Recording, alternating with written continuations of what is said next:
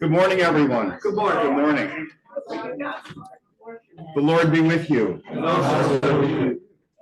I want to begin our morning with our psalm for this first Sunday in Advent, which really isn't the first Sunday in Advent. It's Psalm 80. Give ear, O shepherd of Israel, you who lead Joseph like a flock, you who are enthroned upon the cherubim. Shine forth before Ephraim and Benjamin and Manasseh. Stir up your might and come to save us. Restore us, O God, let your face shine that we may be saved. O Lord God of hosts, how long will you be angry with your people's prayers? You have fed them with the bread of tears and given them tears to drink in full measure. You make us the scorn of our neighbors. Our enemies laugh among themselves. Restore us, O God of hosts. Let your face shine that we may be saved. But let your hand be upon the one at your right hand, the one whom you made strong for yourself. Then we will never turn back from you. Give us life. We will call on your name. Restore us, O Lord God of hosts. Let your face shine that we may be saved. Amen. Amen. Last week's handouts, which we didn't have enough copies of, we'll make available to you at our earliest convenience. And welcome. Thank you. Good to see you. Good to be seen. And your theme for today is Jewish prayer and how it differs from the Protestant ethos in prayer. Right? Welcome. Thank you. Thank you. So there's another Protestant ethos of prayer that is remarkably effective because my friend Fred changed his license plate to beat Ohio.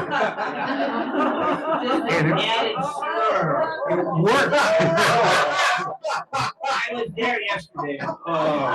So, Beat OH instead of my other Okay, this is a Christian education class.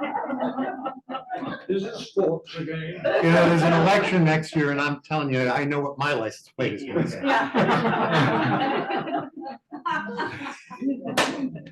All right.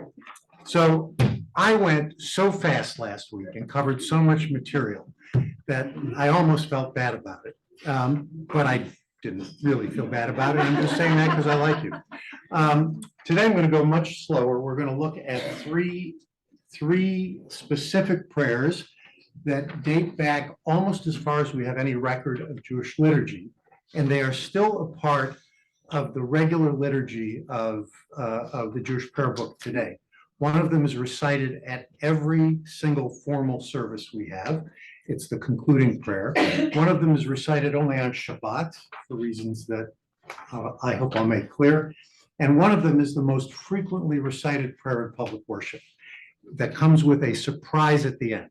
I hope to cover all of that in about a half an hour, maybe 40 minutes, and then leave time for all the questions you've wanted to ask, and I have squelched by moving at such a pace that you just don't have the opportunity.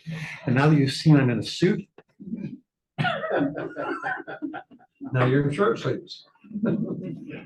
and the cuffs were buttoned, so we're good. All right.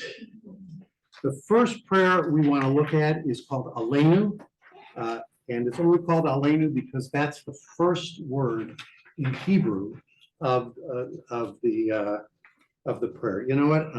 I put my papers over my notes, and that's not where I want to start. So let's start again. The first thing we're going to do is look at two concepts that are in tension in Jewish prayer. And you hinted at them last week when you asked me things like, how long does it take you to recite all of this? And is this what you do at every prayer service and stuff like that? The two concepts, I'm about to write them in Hebrew, which will do you no good, right? Are kava and kavana. And even though it looks like in English, they're spelled the same, they're spelled completely different in Hebrew. There are two letters that have a k sound and two letters that have a v sound. And the ah sound at the end is also spelled two different ways, but close enough, right? Keva comes from the word which means fixed. Fixed not as in repair, but fixed as in set, a specific place. And kavanah comes from the word which means direction, and it is the word for intention. So there is a teaching that is well known among students of Jewish literature. Do not allow your prayer to become keva. Don't allow your prayer to become keva, fixed. Rather, it should be filled with kavanah, with intention. And that's always the tension that exists when you have a liturgical presentation, even if the liturgy changes significantly, as it does more frequently in Protestant prayer than it does in Jewish prayer. Keva is the fixed prayer, is the Amidah is probably the best example of that. It is very, very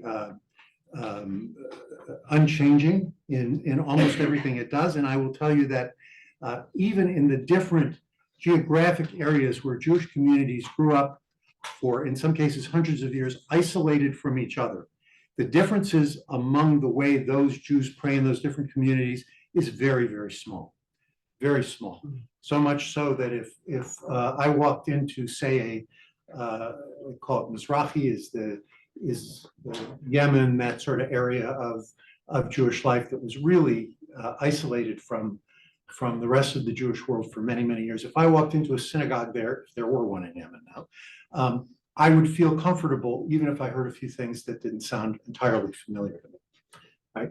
Kavanah, on the other hand, is what you might think of as the Spirit moving through you. And that is a value in Jewish prayer as well. So lest you think that because we have this fixed liturgy, there's no emphasis in our tradition on the emotive aspects of prayer, which are so important to inspiration. Inspiration is breathing in, and breath is life. So inspiration is very important for us as well. And that is something that we are charged with generating ourselves. And how does that charge go? Well, again, a teaching from the Talmud, and every time I talk about the Talmud, I'm talking about a period of time which was what? Oh, good, I can say anything. Good. Period of time was about 200 before the Common Era to about 600 of the Common Era. It's not quite 1,000 years, 700-800 years. There's a teaching in the Talmud that says every day, 3 times a day, a person should recite 18 blessings. And if they don't know the 18 blessings, they should say something like the 18 blessings. So if you don't know the liturgy, at least in Talmudic times, you should make it up. You should find enough things to declare about God that will give you the inspiration you want, the kavanah you want, even if you can't do the keva. Right? Now remember, we're talking almost 2,000 years ago when this was taught. And this being an old tradition, things have become sort of sedimentized. Is that a word? The sediment of the years has gotten on them, and things are a little less flexible than they used to be, at least in Orthodoxy. In the more liberal denominations, anything goes, but that's a different story. So, knowing that, I now want to turn to what is the first prayer on your page, Aleinu, which is, to the best of our knowledge, the oldest prayer still in existence. Now, it is not as old as the Psalms, that such as the one that Scott just read, which, if you were listening carefully, and I know you were because it was the word of David, right? But if you were listening carefully, you heard the plaintive nature of that psalm. You know, don't let our enemies gloat over us.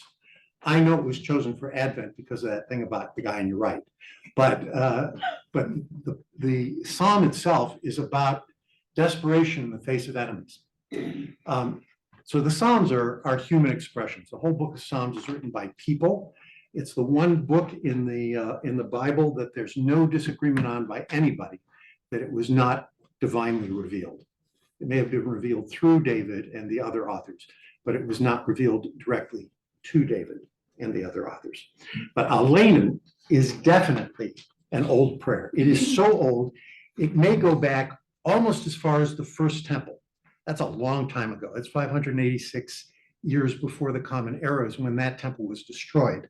So it's a long way back.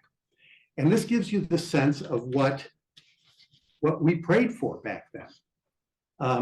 So I'm going to read it. I have to admit, as I was preparing this this past week, I'm sort of uncomfortable with the English.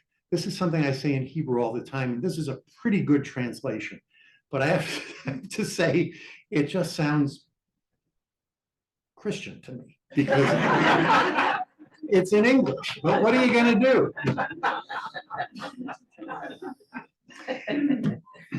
So let's start with the first word. Aleinu can mean one of two things. It's translated here, it's our obligation. And that is a decent enough translation. Aleinu either comes from the verb which means upon. It is upon us to do this.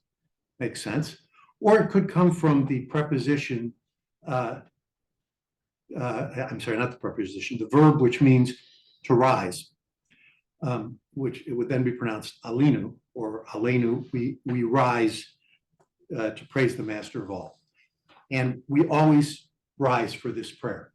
So I don't know whether the original meaning was we rise to praise the Master of all, or whether the original prayer was it's upon us. And just with a certain confusion of words, people stood up naturally and it just became the tradition.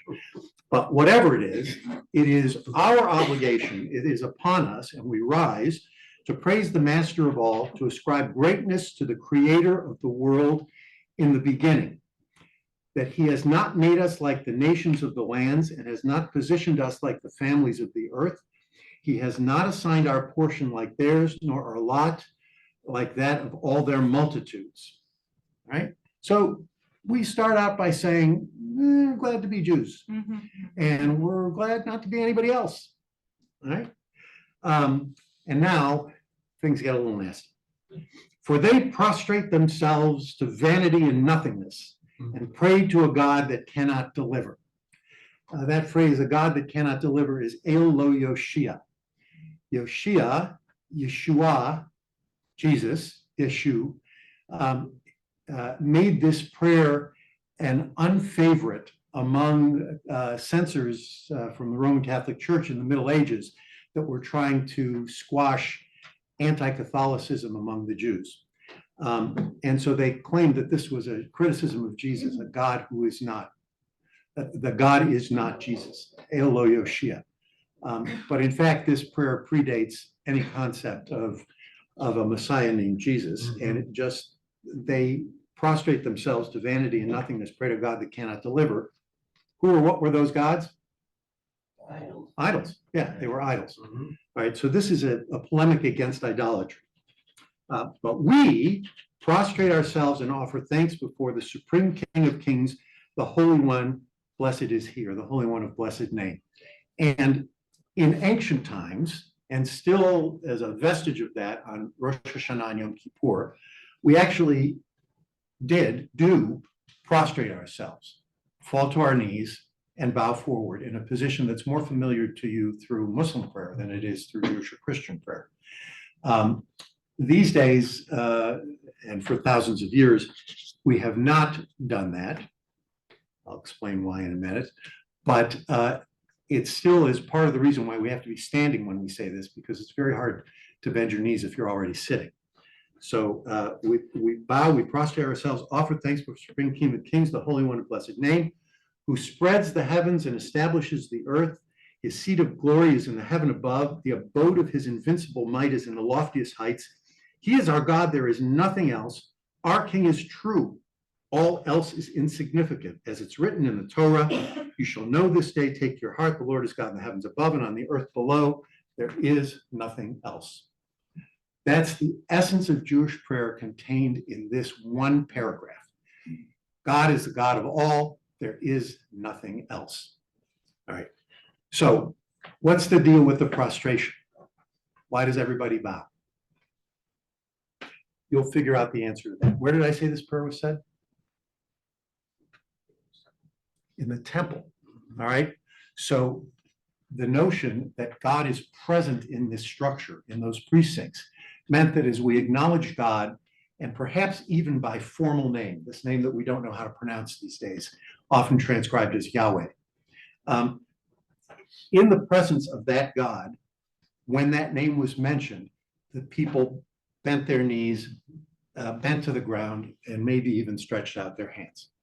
So that was what this was all about. This first paragraph, this statement of our fidelity to God, our acknowledgement of God, the supremacy of God over all else that is worshipped as God, this is probably the last surviving prayer of our tradition that was original. There were likely more, but they're lost to history. This was preserved either because of its power or because of its familiarity. And it comes to conclude all of our other prayers.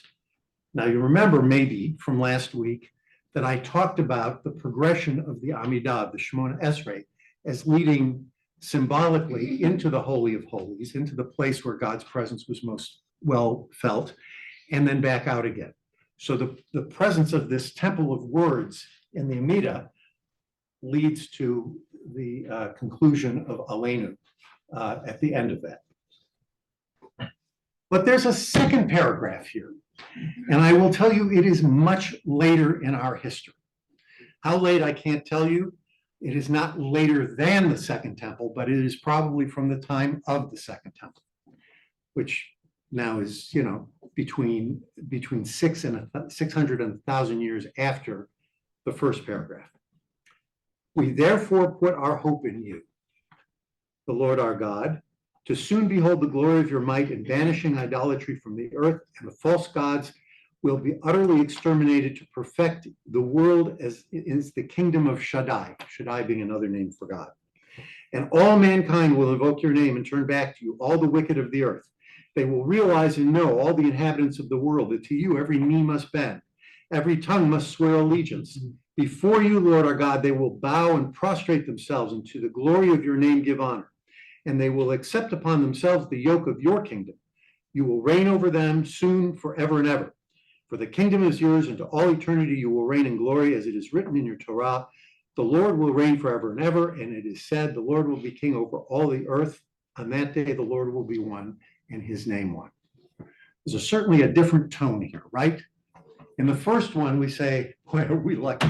We don't have to bow down to those idols and stuff. We got the real deal here. In the second one, it's, let's go out and get them, right? We have an evangelical mission that is articulated in this second paragraph that Jews originally did not have. They weren't out to convert the world to Judaism, simply to prevent them from falling into idolatry, and certainly is something that we have abandoned as a mission to convert people to Judaism, probably as a reaction formation to the mission of Christianity to bring people into relationship with Jesus. There's a whole lot in our tradition we don't do because you all do. Call it jealousy, call it fear, call it, but whatever you want to call it. But this evangelical message is something that is recited to this very day as the second paragraph of the Shema, right? So now here is a secret that you have probably figured out, but I haven't articulated it. We do all this praying in Hebrew. And except in Israel, where Hebrew is the language spoken in the street, although a Hebrew that bears as much to the Hebrew of the prayer book as, say, Chaucer bears to spoken English today, right? It's easy for us to pray these ancient words because most Jews don't know what they mean. And this is the tension between Keva and Kavanah, right? Keva, the fixed prayer, it's a formula that we've agreed on tacitly for thousands of years. And who's going to mess with this? We're still here arguing about whether we should still be doing this. That's the best evidence for its effectiveness. And yet, it makes it very difficult for some people, for most people, who are not fluent in Talmudic Hebrew, in biblical Hebrew, in medieval Hebrew, which are all three different versions of the same language, to understand what's going on in a book that hasn't substantively changed in hundreds of years. So you have to You have to study in order to pray if you want to understand what you're saying. Right? And you know how this is, but only a little bit, because there are all sorts of words that pop up in scripture and in hymns and in prayers that make absolutely no sense to you, right? You just say them because they're in there, right? I don't have an example for you from your tradition, but I'll give you an example from my tradition that I've demonstrated before. Tefillin. I've come and demonstrated tefillin, which are the phylacteries that I put on every morning, the leather boxes with leather straps. You can still, I think, see the marks on my arms from this morning when I did my morning worship. If you look up the word tefillin in a Hebrew English dictionary, it says phylacteries. And if you look up phylacteries in an English Hebrew dictionary, it says tefillin. You still don't know what they are, right?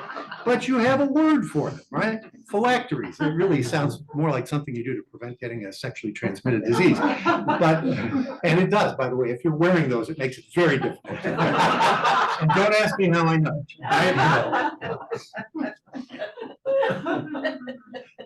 So that is probably the oldest pairing of prayers in our tradition.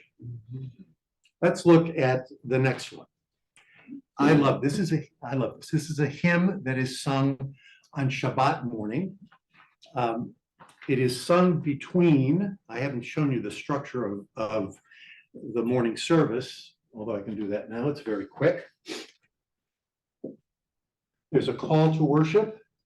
There is the Shema, which we studied last week, and there is the Amidah. That's the structure of worship. It's actually the structure of daily worship, but there are additional prayers that are in between each one, depending on whether it's a weekday, a holiday, or Shabbat. So in between the call to worship, which is just a call to worship, the leader of the service, generally a cantor, says, praise the Lord, or ascribe power to God who is blessed, who is empowered, and everybody else answers, blessed is the one who's empowered forever and ever. And then we begin with the introduction to the Shema and all that. This particular hymn is recited in that morning service on Shabbat morning between the call and the Shema.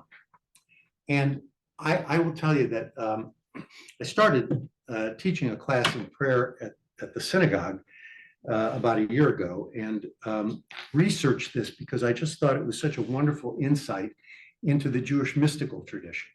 And I was surprised to discover that this hymn goes back also as far as the Second Temple, that it is not something which came from the Jewish mystical tradition, which really didn't develop until medieval times. So you'll understand as we read this why I thought it was mystical. And this one really doesn't work well in English. So let me sing just a little bit of it for you in Hebrew so that you, don't get too excited. You haven't heard me sing. All right, it's called El Adon, which means Almighty. El Adon, al kol hamasim, Baruch Vorach b'fi chol neshama, Godlo v'tuvo, ma leolam, dat udvuna, sovavim oto. I can keep going. That's, and there are all sorts of melodies for this. There's, no, it doesn't matter. There are all sorts of melodies. That's the one I like at the moment. I switch around sometimes. What is wonderful about this, to my mind, is it is entirely anthropomorphic without putting hands and feet on anybody. Almighty Master over all created works, blessed is he, and he is blessed by the mouth of every soul. His greatness and goodness fill the world, perception and understanding surround his glory. Now, you know, that could be any prayer, any psalm, anything like that. But now comes the anthropomorphic part. He is most high over the holy beings and adorned in glory above the chariot. What chariot are we talking about?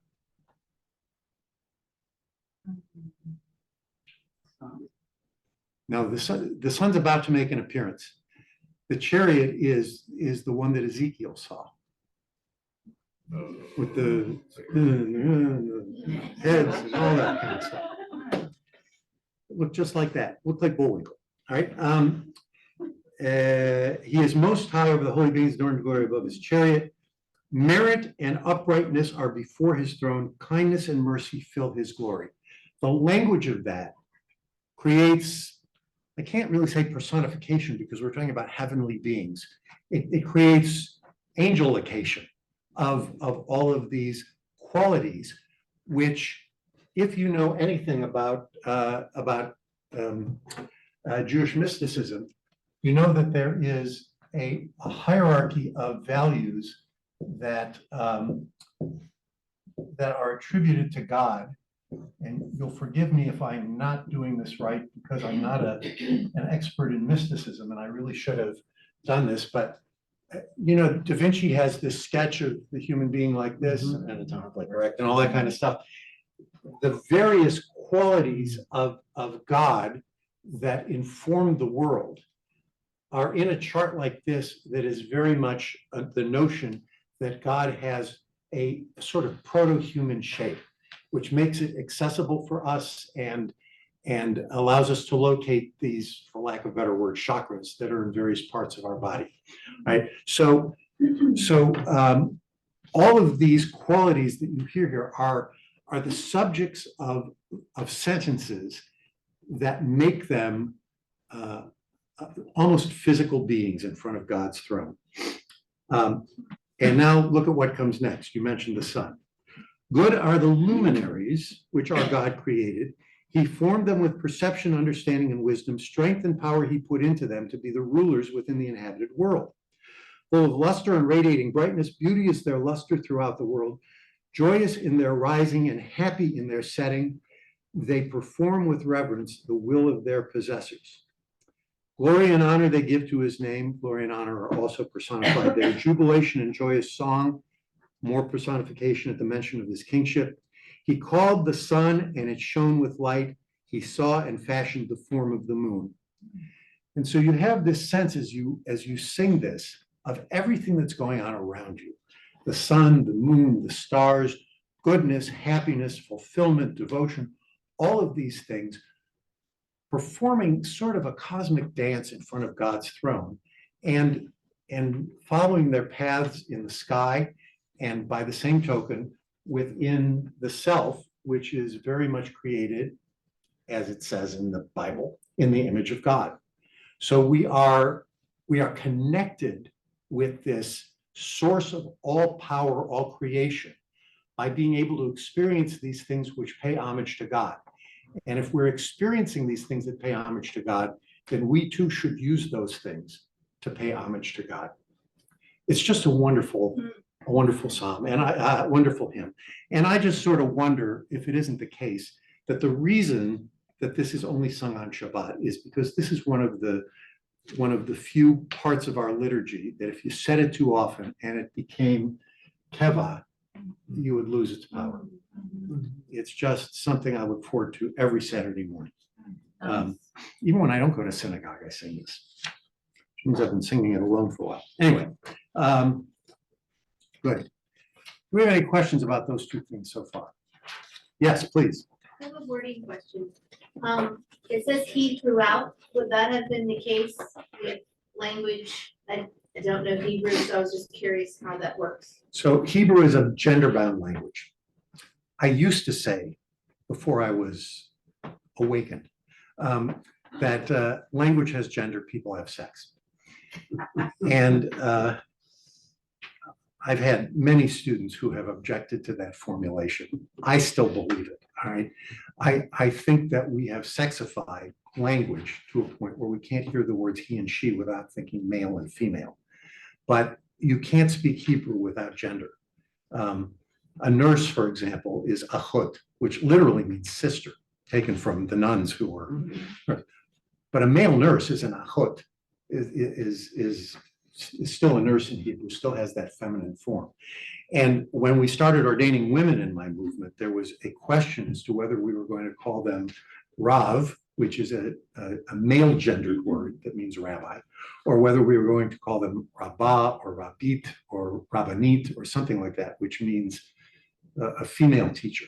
So in our movement, in the conservative movement, our denomination, we call them Rav, they're just rabbis. In Orthodoxy, where Rav has a more technical meaning, they're called rabbanit if they've been ordained. And so they're not considered really rabbis, but rabbettes or something like that. So In Orthodoxy, they will ordain. in some orders of Orthodoxy, women have been ordained. The synagogue on 16th Street, all the way up near Silver Spring, on the left side of the street, that's the Orthodox. On the right side is a conservative one. But on the left side of the street, the Orthodox synagogue has a female rabbi, as does my sister's congregation now, an Orthodox ordained rabbi, although she's serving a conservative synagogue. So yes, Hebrew is gendered, and therefore, if you're locked into, I'm not saying you are, but if you're locked into that way of thinking, as many of my female students when I was teaching at the Jewish Theological Seminary were, you're going to hear all of this as sexual, but it's not sexual. It's just gendered, and I wish English were gendered.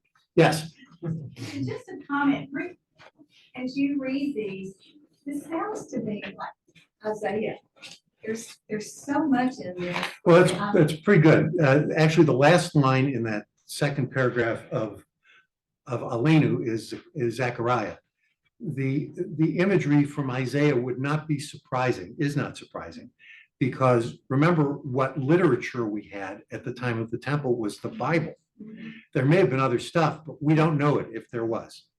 So these kinds of descriptions are very familiar from Isaiah in Aleinu and in El Adon, and El Adon from Ezekiel, from the various which I call mystical or visionary types of biblical literature. And then is the mysticism, is that the Kabbalah? That's the Kabbalah. Okay. All right. So let's just confuse you with these two words by putting Kabbalah up here too.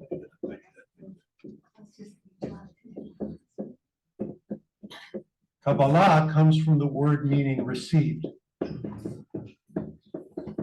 So Kabbalah is a received mystical tradition, something that you can open yourself up to be inspired by, to receive through meditation and reflection and prayer and all sorts of stuff like that.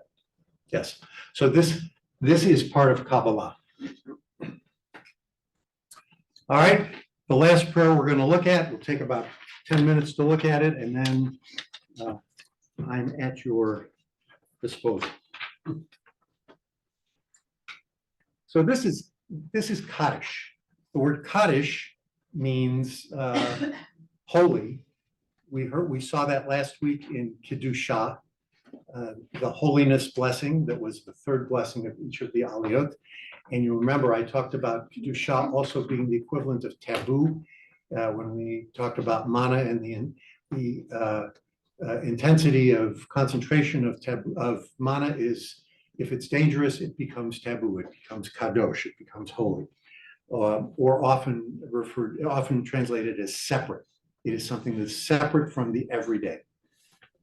So Kaddish means holy. The word Kaddish doesn't appear in the Kaddish. It's simply the name that's been given to it. Now, what's unusual about this, and you can't tell it from what I have in front of you because you have it in English, is that though the Kaddish is the most oft recited public prayer in our tradition, it is not in Hebrew. It is in Aramaic. And that dates it to when? Wow. First century. Well, either after the temple fell or during the time of the temple, because the language that was spoken in the street, the English language of the turn of the millennia, was Aramaic in the Middle East. Everybody spoke Aramaic. They still speak Aramaic in parts of Afghanistan, right? So Aramaic was the lingua franca, to mix as many different languages and metaphors as I can right there. Right? Everybody spoke Aramaic. And it just shows that even back then, this was a problem because people didn't understand Hebrew as the spoken language every day. It was the holy language. It was the language that was used in the temple ritual. It was the language in which the Bible was written. It was why the Bible was interpreted so much by the early rabbis, because though people could read the Torah if they could get their hands on one. Remember, there was no printing press back then, so they had to have a scroll that was hand inscribed.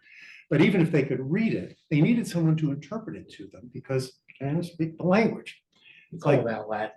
I was going to say, it's like, you know, the Catholic Church finally came around to that about 2,000 years later, but that's all right. God bless them. Right? But people couldn't understand. But Kaddish was a prayer that everybody understood. It was a prayer that everyone could pray personally and collectively. Right? It is said as punctuation in the various services that are held. So when there is a transition from preliminary prayers and psalms and hymns to get you in the mood to the call to worship, there is a Kaddish that is recited here. So people know we're making the transition to the morning service. When the Amidah is over and it's time to do whatever's next, some days that's read the Torah, some days it is to turn to Aleinu. There's a Kaddish in there, so you know what's next. When you are reading the Torah and the reading of the Torah has ended, so people know no more of the Torah is going to be read, the Kaddish is recited. The Kaddish is the way we notify people that there is a period, a colon or a semicolon in the services moving on to the next section. Kaddish is only said when there is a quorum present, when there's a minyan, 10 Jewish adults, in some quarters, 10 Jewish men. So you don't recite the Kaddish privately, and that's going to be important in a moment, all right? It began as a prayer that was recited by scholars at the end of their studies. They would want to honor their teacher, so they would stand and recite praise of God's name. And there's a whole section of one form of the Kaddish that says, for Israel and its teachers and their students and the students of their students and everyone who occupies himself with the study of Torah. So there's a blessing that is included in Kaddish for them in the scholars' Kaddish. In the Middle Ages, when during the Crusades, deaths in the Jewish community were enormous. Crusaders came through, they didn't just murder Jews, but they murdered Jews. And there were communities that were decimated as these hordes of people out to save the Holy Land came through in Germany in particular. The rabbis looked for a prayer that everybody could say to acknowledge their great loss. And they chose Kaddish. And at that time in our history, this prayer also became known as the Mourner's Kaddish.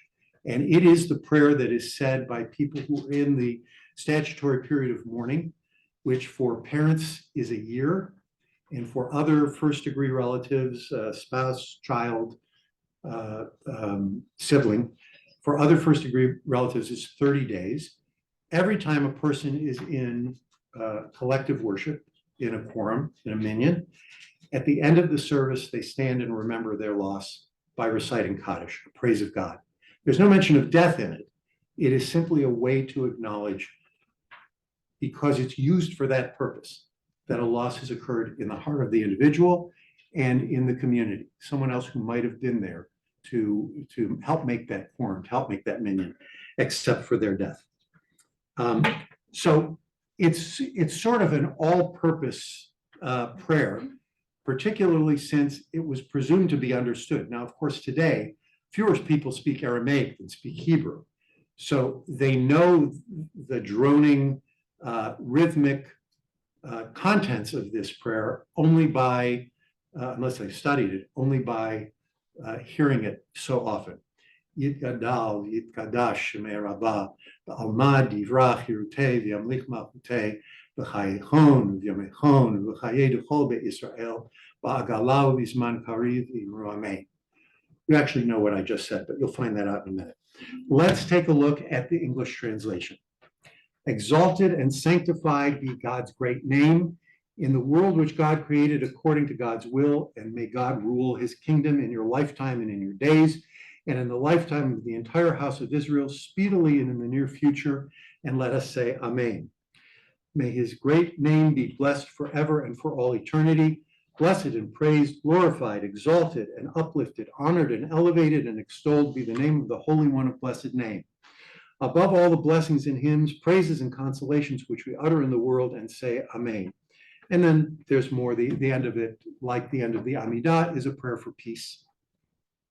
Now, my friends, you're going to tell me how you know this prayer.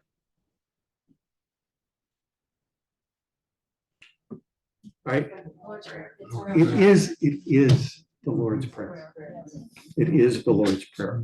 I had to look it up. I'm sure you know it by heart. All right. Our Father who art in heaven, hallowed be thy name. All right. Exalted and sanctified be his great name in the world which he created according to his will, and may he rule his kingdom. Matthew's version particularly, is so similar to this that it is not clear whether this is a prayer that Matthew got from the Jews, or that Jesus got from the Jews, or that the Jews got from Matthew. But it was, if you look into an Aramaic version of the New Testament, they're not easy to find, but you can get it online if you want to. You'll see a similar cadence and you'll see similar words. So much so that I would say almost without doubt that this is a prayer that Jesus recited in his day. Almost without doubt. Right? So there's a good deal more happening in common in synagogue and church than we like to think, despite the differences in language, despite the differences in certain aspects of theology, despite the differences in calendar, all of that. The most often recited prayer and the most familiar prayer, respectively, in Judaism and in Christianity, are pretty much the same thing. All right, we've got 15 minutes.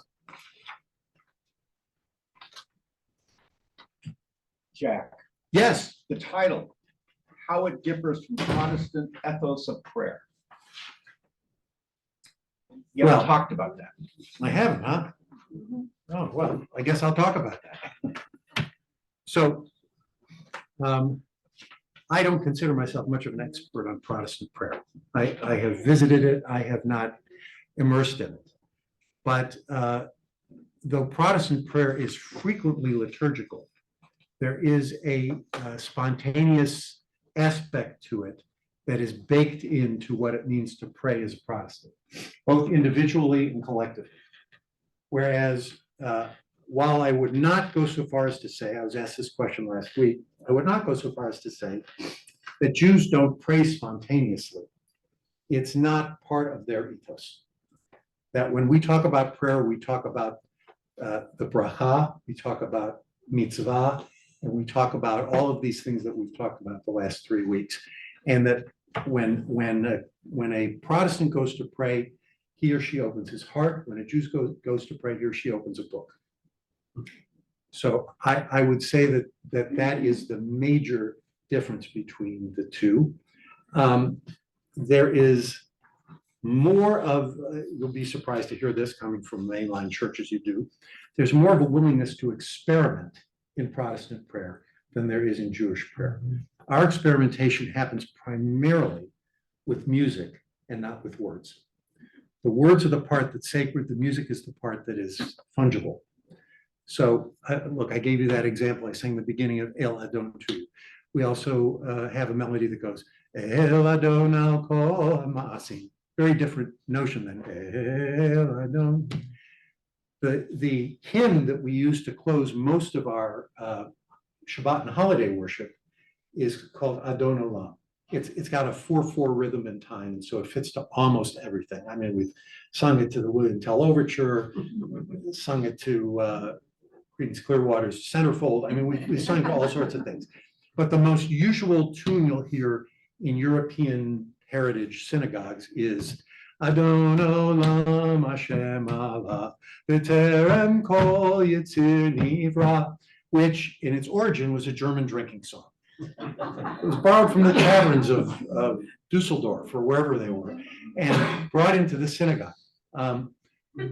Cantors in Ashkenaz, in Western Europe, were almost always frustrated opera singers who could not break into the operas of Europe because they were Jews. So they brought all that talent to the synagogue. And that's why, if you go to a sort of a classic Ashkenazi Orthodox synagogue, there will be a guy up there with a like a black chef's hat and a black robe,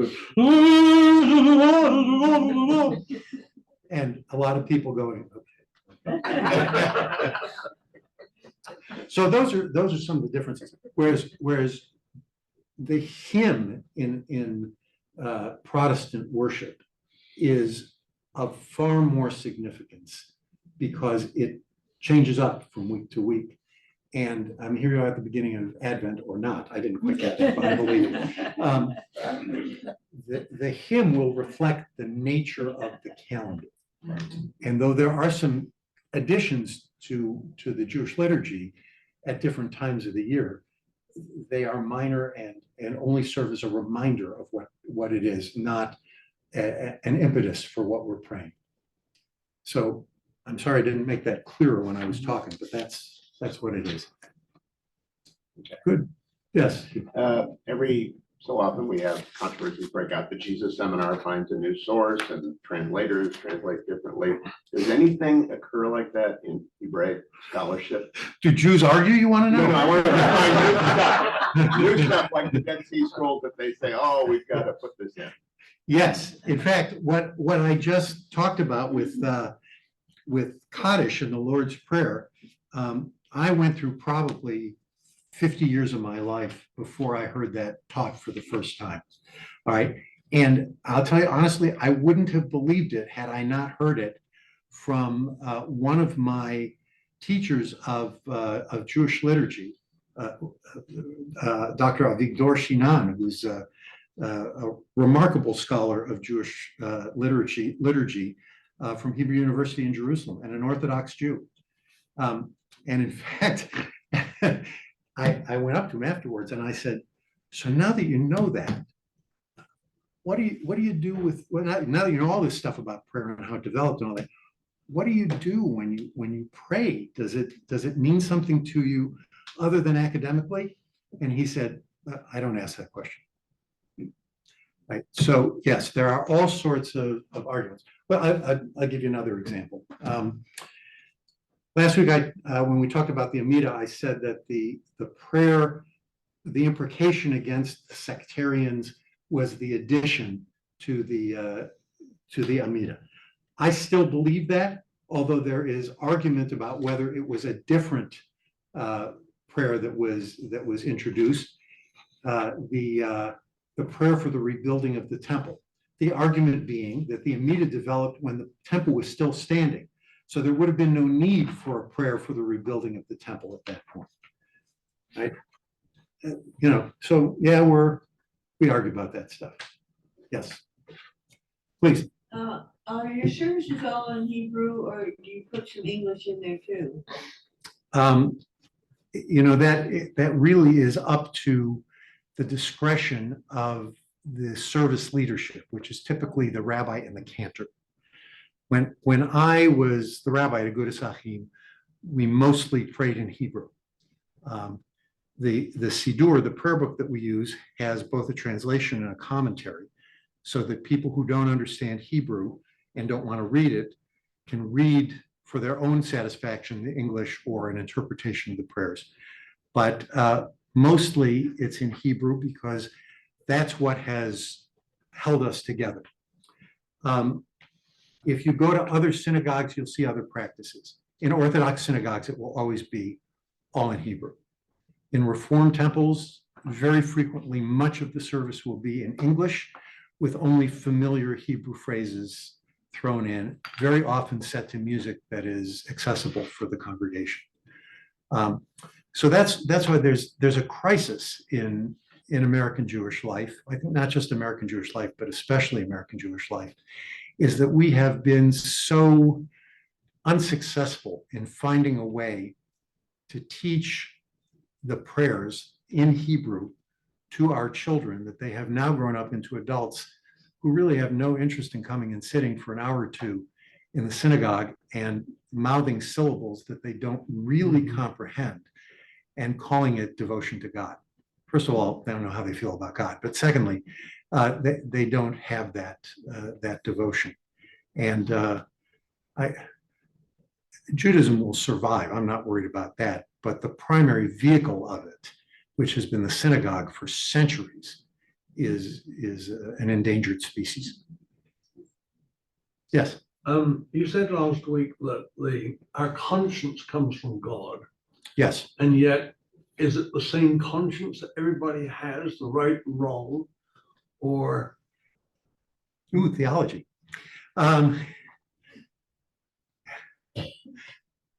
Sure. So I'm not sure how I know that when you and I look at that quilt on the wall, we see the same colors of blue. All right. So far be it from me to say that we do, because it's something that I intuit from my own human experience. And when you get a group of people together and they talk about what is right and wrong and what does it mean, they're likely to come up with, if not completely different conclusions, variations on a theme. So yes, let me recommend a book to you, okay? It's a very not religious book, but it's a wonderful book. It's called Probable Impossibilities.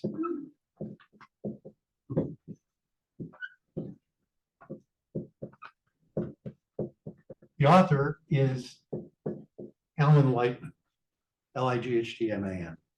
He is a professor, he's now emeritus, of physics and creative writing at MIT. And the book he wrote that you probably heard of first, if you heard of him, is Einstein's Dreams. In fact, I gave a sermon on Einstein's Dreams in this building on Rosh Hashanah, the year that we were meeting here for the high holidays. But Probable Impossibilities is his atheist take on a world that can only be experienced through faith.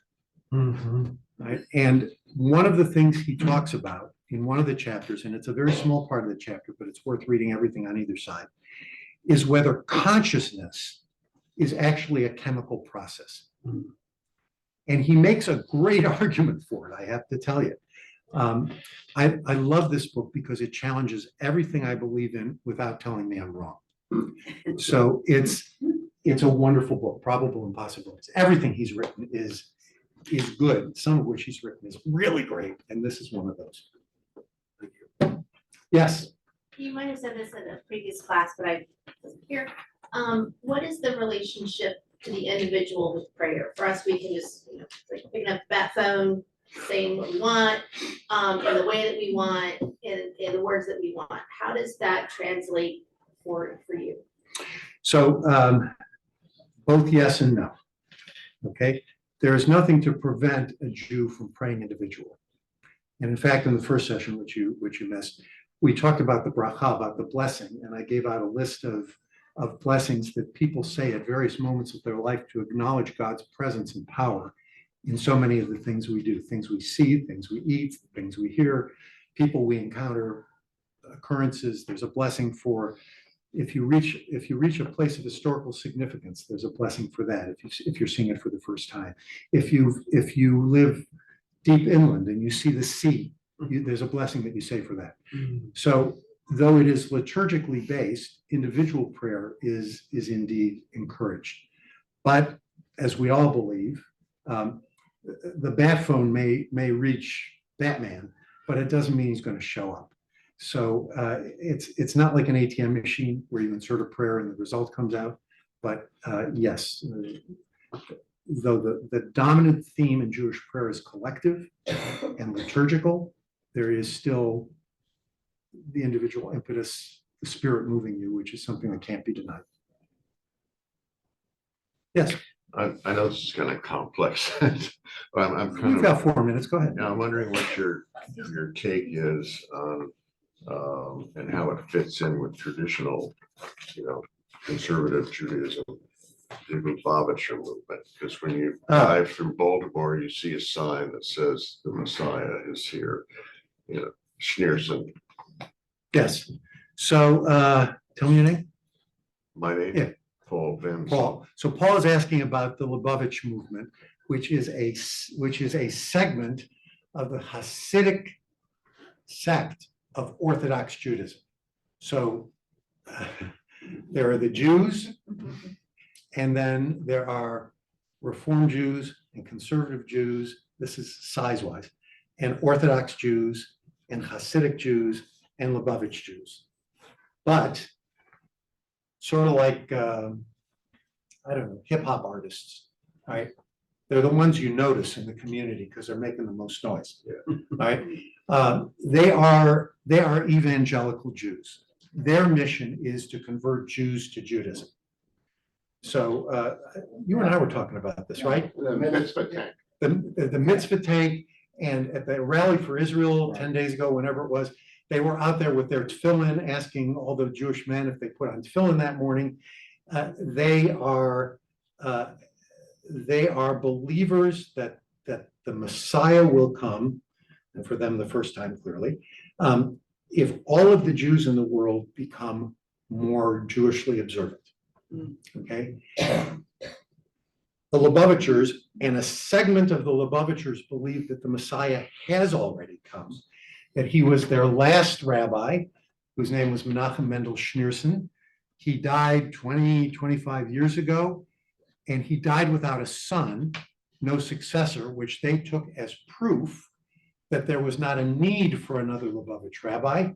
And they believe that he was called to heaven by God, and that they are simply awaiting for him to rise from the grave and take over dominion of the earth as the Messiah.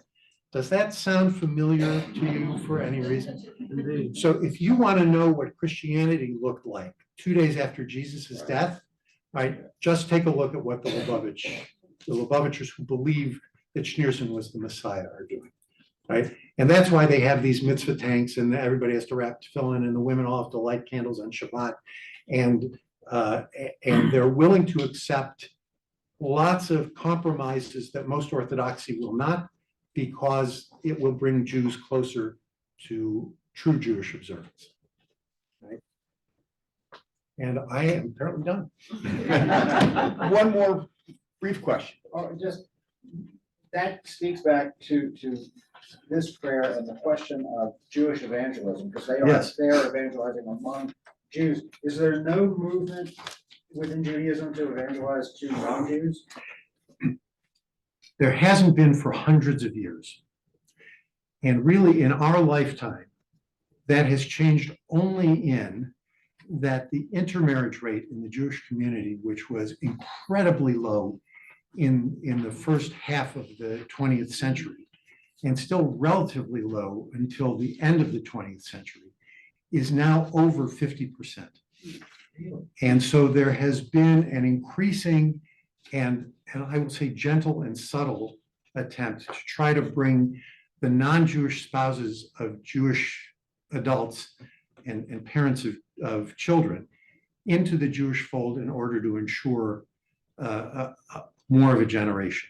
It isn't going to work, but because honestly, the Jewish spouses don't consider that to be something important enough for them that it either postponed or delayed or prevented their marriage to a non-Jew. Sorry, I'll tell you a funny story. When my eldest daughter was seeing her husband, whose name is Kevin O'Halloran. There we go. I said to her, Jenny, you know how I feel about intermarriage. And she said, Kevin's Jewish. His father isn't, but his mother is. He had a bar mitzvah. He was raised Jewish. And I said, when were you going to tell me? She said, when you ask. So it is what it is, you know. So our evangelism is really always inward directed. Mhm. And not to say that if any of you are interested, I wouldn't be happy to talk to you, but I got enough trouble with people who were born into Judaism, people coming into Judaism. Jack, we're very grateful. Thank you.